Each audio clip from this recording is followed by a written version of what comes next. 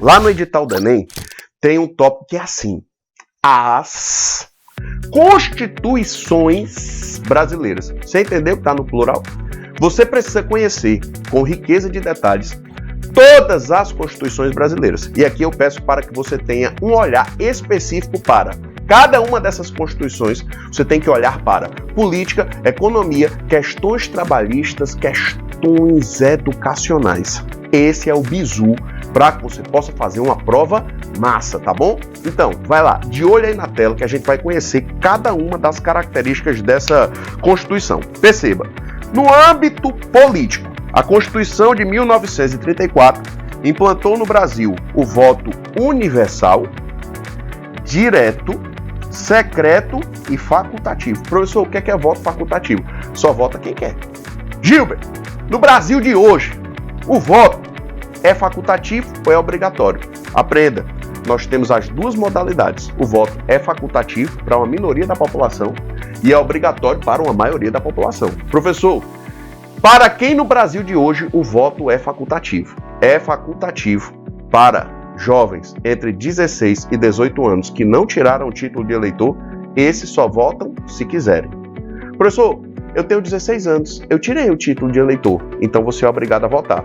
Professor, eu tenho 16 anos e não tirei o título de eleitor. Você não é obrigado a votar, tá? Portadores de deficiência com laudo apresentado no Tribunal Eleitoral não precisa votar. E idosos não precisa votar. Então, para quem no Brasil de hoje o voto é facultativo?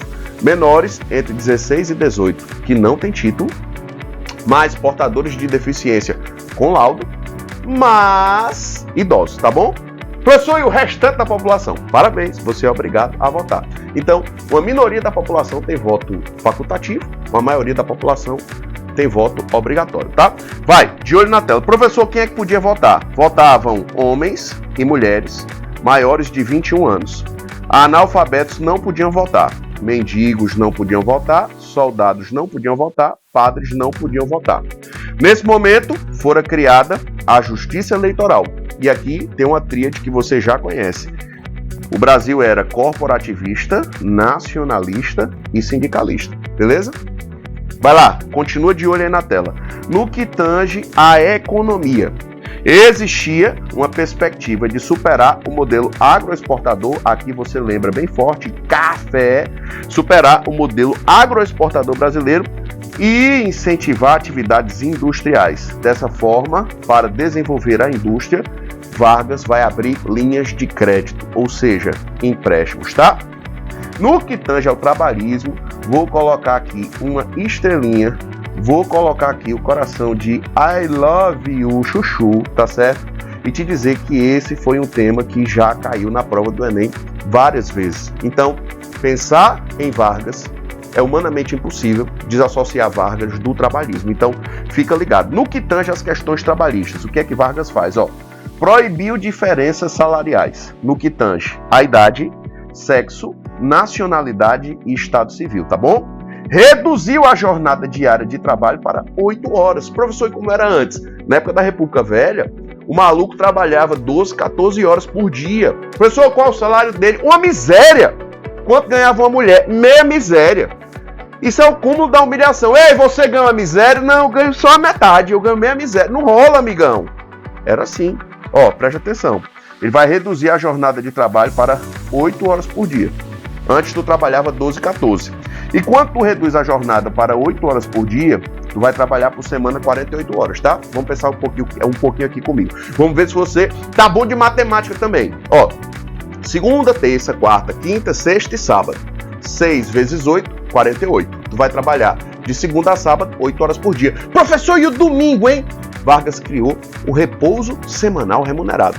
É aquele dia que você não trabalha e é remunerado pelo seu não trabalho. Obrigado, muito, muito obrigado, Vargas. Você é legal, tá bom? Então, repara. Ele vai criar a jornada de 8 horas diárias e proibiu o trabalho para menores de 14 anos. Professor, o menor de 14 anos podia trabalhar? Não. Trabalhava? Sim. A legislação de Vargas abrangia todo o território nacional? Não. Beneficiava somente os trabalhadores urbanos. Professor, e os trabalhadores rurais? Vargas não se preocupou com o trabalhador rural. Foram pensar no trabalhador rural em 1961, lá na época do Estatuto do Trabalhador Rural. Até então, ninguém estava preocupado com o trabalhador rural, tá? Vargas vai criar o repouso semanal remunerado. Vargas vai criar as férias remuneradas. E Vargas vai criar indenizações em caso de demissão sem justa causa, tá?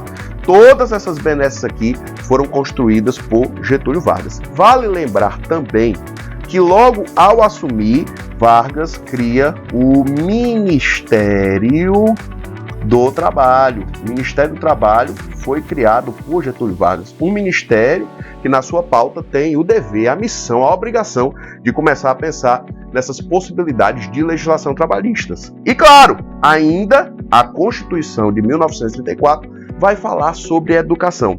E ao falar sobre educação, privilegia-se o ensino secundário e superior, defende-se o ensino religioso em escolas públicas e privadas, a diferenciação do ensino para meninos e meninas e, sobretudo, ele garante o ensino primário gratuito e com frequência obrigatória, tá certo? Lembrar que Vargas tem uma característica, ele é corporativista, ele é sindicalista. Quais foram as medidas de Vargas voltadas para passar a ter os sindicatos em suas mãos? Quero que você olhe aí para a telinha, tá? Vargas vai promover a assinatura do Decreto-Lei 19.770, que trata da organização sindical. Esse decreto diz: a lei determina que qualquer associação, ou seja, sindicato, deva ter no mínimo 30 afiliados maiores de 18 anos. As entidades devem se abster de propaganda de caráter social e religioso. Todo sindicato passaria a ser reconhecido pelo Ministério do Trabalho.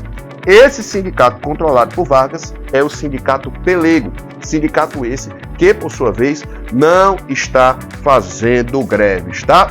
Nesse momento eu estou finalizando o governo provisório. Daqui a pouquinho eu volto. Tamo juntão.